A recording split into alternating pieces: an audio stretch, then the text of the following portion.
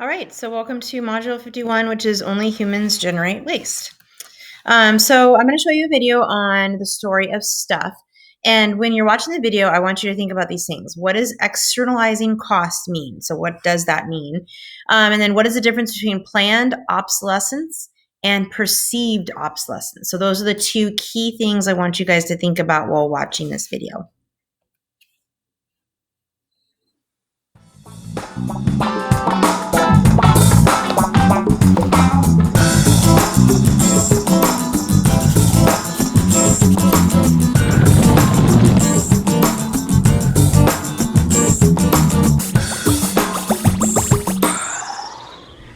Of these, I got a little obsessed with mine. In fact, I got a little obsessed with all my stuff.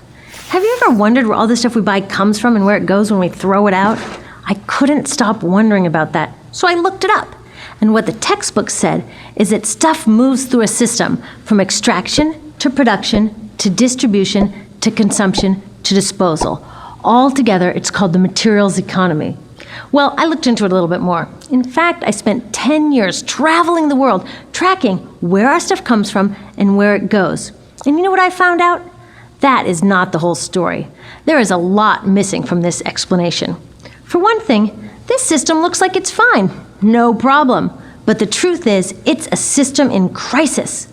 And the reason it's a system in crisis is it's a linear system and we live on a finite planet. And you cannot run a linear system on a finite planet indefinitely. Every step along the way, this system is interacting with the real world. In real life, it's not happening on a blank white page. It's interacting with societies, cultures, economies, the environment. And all along the way, it's bumping up against limits. Limits we don't see here because the diagram is incomplete. So let's go back through. Let's fill in some of the blanks and see what's missing. Well, one of the most important things that's missing is people. Yes, people. People live and work all along this system. And some people in this system matter a little more than others. Some have a little more say. Who are they? Well, let's start with the government. Now, my friends tell me I should use a tank to symbolize the government, and that's true in many countries and increasingly in our own. After all, more than 50% of our federal tax money is now going to the military. But I'm using a person to symbolize the government because I hold true to the vision and values the government should be of the people, by the people, for the people. It's the government's job to watch out for us, to take care of us. That's their job. Then along came the corporation. Now, the reason the corporation looks bigger than the government is that the corporation is bigger than the government. Of the 100 largest economies on Earth now, 51 are corporations. And as the corporation has grown in size and power, we've seen a little change in the government where they're a little more concerned in making sure everything's working out for those guys than for us. Okay, so let's see what else is missing from this picture.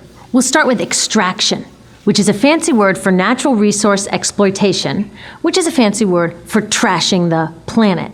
What this looks like is we chop down the trees, we blow up mountains to get the metals inside, we use up all the water, and we wipe out the animals. So here we are running up against our first limit. We are running out of resources. We are using too much stuff. Now, I know this can be hard to hear, but it's the truth, so we've got to deal with it. In the past 3 decades alone, 1/3 of the planet's natural resource base has been consumed. Gone. We are cutting and mining and hauling and trashing the place so fast that we're undermining the planet's very ability for people to live here. Where I live, in the United States, we have less than 4% of our original forests left. 40% of the waterways have become undrinkable. And our problem is not just that we're using too much stuff, but we're using more than our share. We have 5% of the world's population, but we're using 30% of the world's resources and creating 30% of the world's waste. If everybody consumed at US rates, we would need 3 to 5 planets. And you know what? We've only got 1. So my country's response to this limitation is simply to go take somebody else's. This is the third world, which some would say is another word for our stuff that somehow got on somebody else's land. So what does that look like? The same thing, trashing the place. 75% of global fisheries now are fished at or beyond capacity. 80% of the planet's original forests are gone. In the Amazon alone, we're losing 2,000 trees a minute. That is 7 football fields a minute. And what about the people who live here? Well, according to these guys, they don't own these resources, even if they've been living there for generations. They don't own the means of production, and they're not buying a lot of stuff. And in this system, if you don't own or buy a lot of stuff, you don't have value. So next, the materials move to production. And what happens there is we use energy to mix toxic chemicals in with the natural resources to make toxic contaminated products. There are over 100,000 synthetic chemicals in use in commerce today. Only a handful of them have even been tested for health impacts, and none have been tested for synergistic health impacts. That means when they interact with all the other chemicals we're exposed to every day. So we don't know the full impact on health and the environment of all these toxic chemicals, but we do know one thing: toxics in, toxics out. As long as we keep putting toxics into our industrial production systems, we're going to keep getting toxics in the stuff that we bring into our homes and workplaces and schools, and our bodies. Like BFRs, brominated flame retardants, they're a chemical that make things more fireproof, but they are super toxic. They're a neurotoxin. That means toxic to the brain. What are we even doing using a chemical like this? Yet we put it in our computers, our appliances, couches, mattresses, even some pillows. In fact, we take our pillows, we douse them in a neurotoxin, then we bring them home and put our heads on them for 8 hours a night to sleep. Now, I don't know, but it seems to me in this country with so much potential, we could think of a better way to stop our heads from catching on fire at night. Now, these toxics build up the food chain and concentrate in our bodies. Do you know what is the food at the top of the food chain with the highest level of many toxic contaminants? Human breast milk. That means that we've reached a point where the smallest members of our societies, our babies, are getting the highest lifetime dose of toxic chemicals from breastfeeding from their mothers. Is that not an incredible violation? Breastfeeding must be the most fundamental human act of nurturing. It should be sacred and safe. Now, breastfeeding is still best, and mothers should definitely keep breastfeeding, but we should protect it. They should protect it. I thought they were looking out for us. And of course, the people who bear the biggest brunt of these toxic chemicals are the factory workers, many of whom are women of reproductive age. They're working with reproductive toxins, carcinogens, and more. Now I ask you, what kind of woman of reproductive age would work in a job exposed to reproductive toxins except for a woman with no other option? And that's one of the beauties of this system. The erosion of local environments and economies here ensures a constant supply of people with no other option. Globally, 200,000 people a day are moving from environments that have sustained them for generations into cities, many to live in slums, looking for work, no matter how toxic that work may be. So you see, it's not just resources that are wasted along this system, but people too. Whole communities get wasted. Yep, toxics in, toxics out. A lot of the toxics leave the factories in products, but even more leave as byproducts or pollution. And it's a lot of pollution. In the U.S., our industry admits to releasing over 4 billion pounds of toxic chemicals a year. And it's probably a lot more because that's only what they admit. So that's another limit, because yuck, who wants to look at and smell 4 billion pounds of toxic chemicals a year? So what do?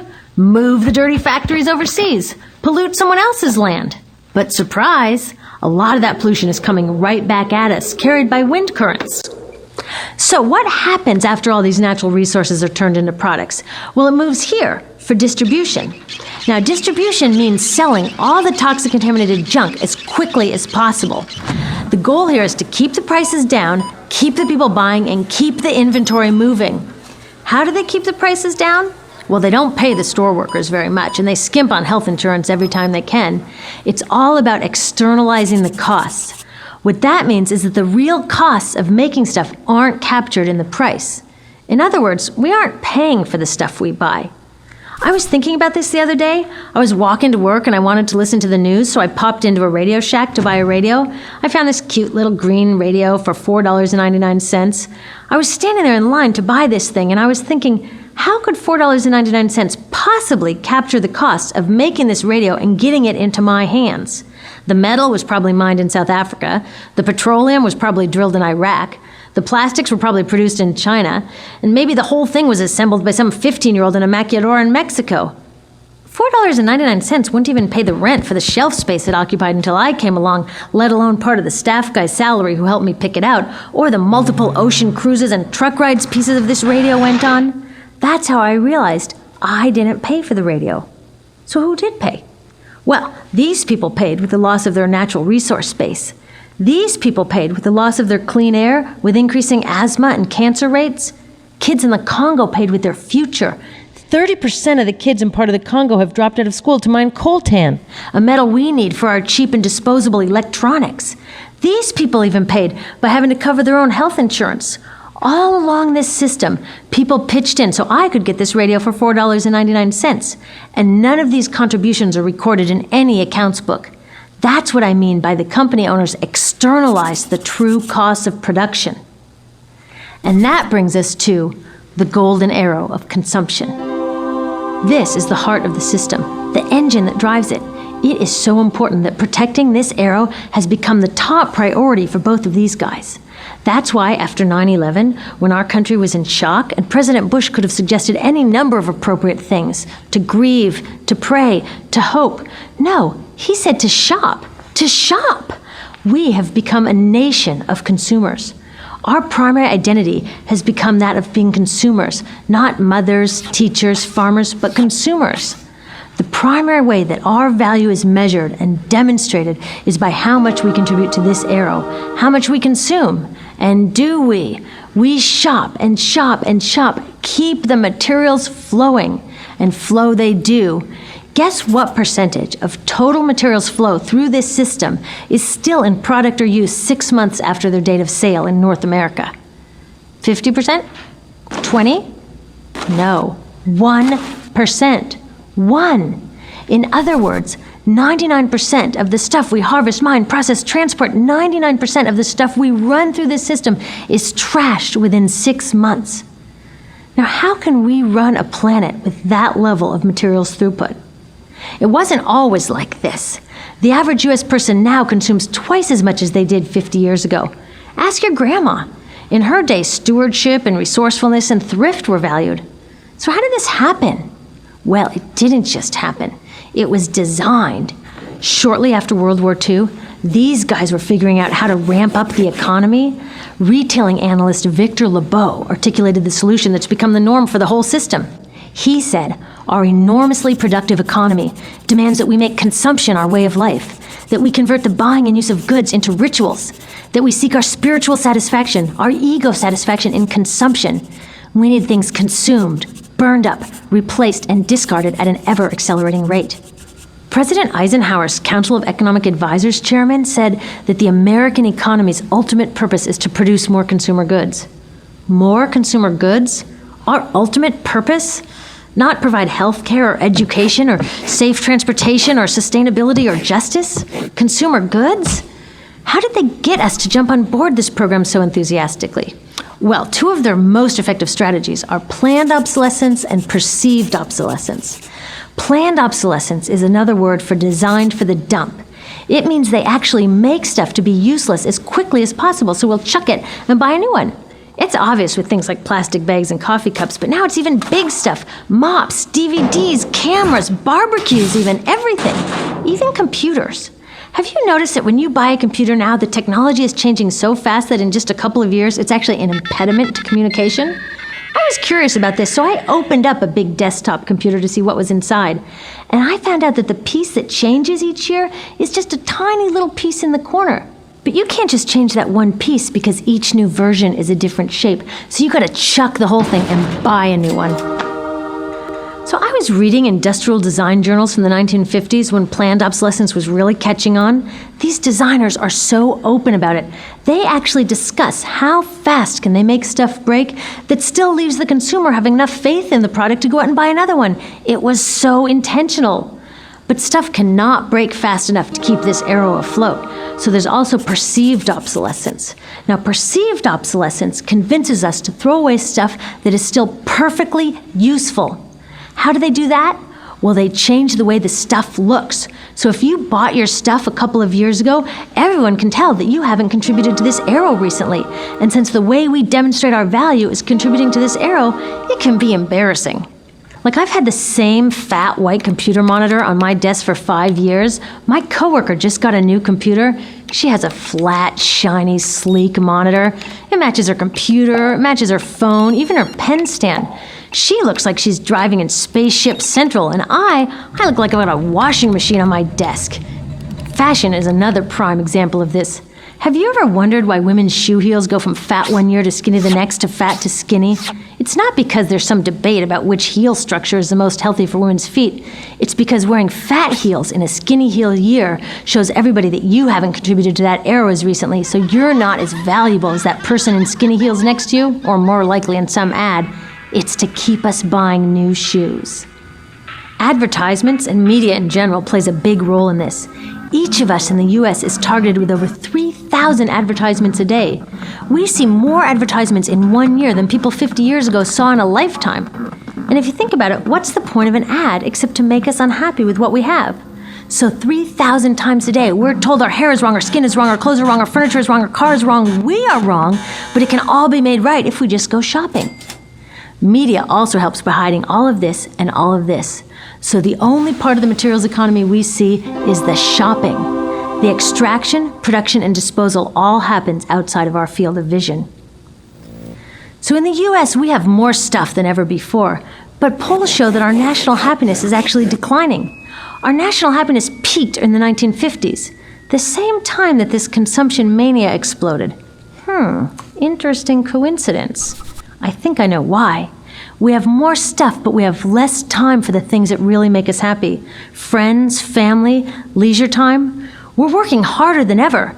Some analysts say we have less leisure time than any time since feudal society. And do you know what the two main activities are that we do with the scant leisure time we have? Watch TV and shop. In the US, we spend 3 to 4 times as many hours shopping as our counterparts in Europe do. So we're in this ridiculous situation where we go to work, maybe 2 jobs even, and we come home and we're exhausted, so we plop down on our new couch and watch TV, and the commercials tell us you suck, so you gotta go to the mall to buy something to feel better, and then you gotta go to work more to pay for the stuff you just bought, so you come home and you're more tired, so you sit down and you watch more TV, and it tells you to go to the mall again, and we're on this crazy work, watch, spend treadmill, and we could just stop. So in the end, what happens to all this stuff we buy anyway? At this rate of consumption, it can't fit into our houses, even though the average house size has doubled in this country since the 1970s. It all goes out in the garbage. And that brings us to disposal. This is the part of the materials economy we all know the most because we have to haul the junk out to the curb ourselves. Each of us in the United States makes 4.5 pounds of garbage a day. That's twice what we each made 30 years ago. All of this garbage either gets dumped in a landfill, which is just a big hole in the ground, or if you're really unlucky, first it's burned in an incinerator and then dumped in the landfill. Either way, they both pollute the air, land, water, and don't forget, change the climate. Incineration is really bad. Remember those toxics back in the production stage? Well, burning the garbage releases the toxics up into the air. Even worse, it makes new super toxics, like dioxin. Dioxin is the most toxic man-made substance known to science, and incinerators are the #1 source of dioxin. That means that we could stop the #1 source of the most toxic man-made substance known just by stopping burning the trash. We could stop it today. Now, some companies don't want to deal with building landfills and incinerators here, so they just export the disposal too. What about recycling? Does recycling help? Yes, recycling helps. Recycling reduces the garbage at this end, and it reduces the pressure to mine and harvest new stuff at this end. Yes, yes, yes, we should all recycle, but recycling is not enough. Recycling will never be enough for a couple reasons. First, the waste coming out of our houses is just the tip of the iceberg. For every 1 garbage can of waste you put out on the curb, 70 garbage cans of waste were made upstream just to make the junk in that 1 garbage can you put out on the curb. So even if we could recycle 100% of the waste coming out of our households, it doesn't get to the core of the problems. Also, much of the garbage can't be recycled, either because it contains too many toxics or it's designed not to be recyclable in the first place. Like those juice packs, where they have layers of metal and paper and plastic all smushed together, you can never separate those for true recycling. So you see, it is a system in crisis. All along the way, we're bumping up against limits. From changing climate to declining happiness, it's just not working. But the good thing about such an all-pervasive problem is there are so many points of intervention. There are people working here on saving forests, here on clean production, labor rights, fair trade, conscious consuming, blocking landfills and incinerators, and very importantly, taking back our government, so that it really is by the people, for the people. All of this work is critically important, but things really start moving when we see the connections, when we see the big picture. When people all along this system get united, we can reclaim and transform this whole linear system into something new, a system that doesn't waste resources or people. You see, what we really need to chuck is that old school throwaway mindset. There's a new school of thinking about this stuff, and it's based on sustainability and equity. Things like green chemistry, zero waste, closed loop production, renewable energy, local living economies. It's already started. Some say it's unrealistic, too idealistic that it can't happen. I say the ones who are unrealistic are those who think that we can continue with the old way. They're dreaming. Remember, that old way didn't just happen. It wasn't like gravity that we just have to live with. People created it, and we're people too. So let's create something new. There's a lot of information on this website about groups doing incredible work. Click around, get involved.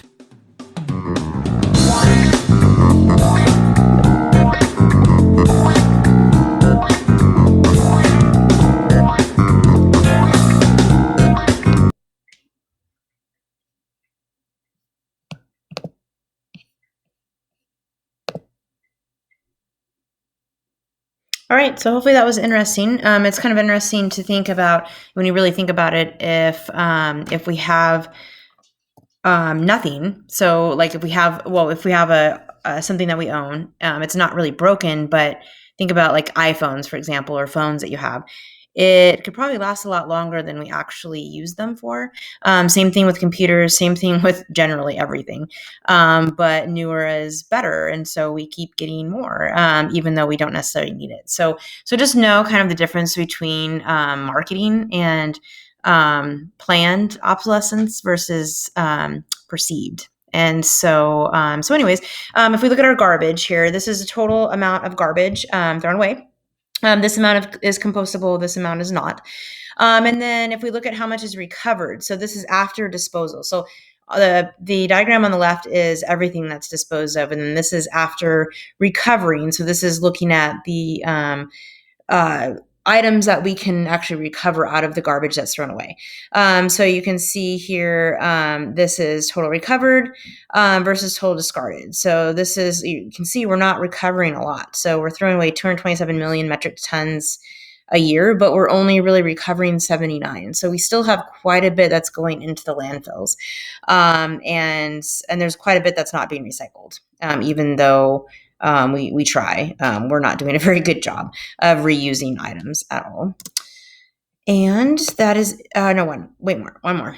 So we have e-waste. So e-waste is electronic waste. And so this is kind of our, thinking about phones, thinking about computers, thinking about how often, like a printer, for example, it actually costs more to print something, to dispose of your printer than it does to fix it. So it's actually better to get a new printer than it is to have it fixed. It actually costs more. So what is that? That's not very good, right? We're tossing things left and right that are actually, quite large or using quite a bit of plastic or material.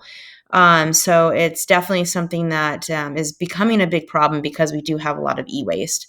And if we don't dispose of that stuff properly, then it gets into landfills and leaches into the ground, and it can be really bad.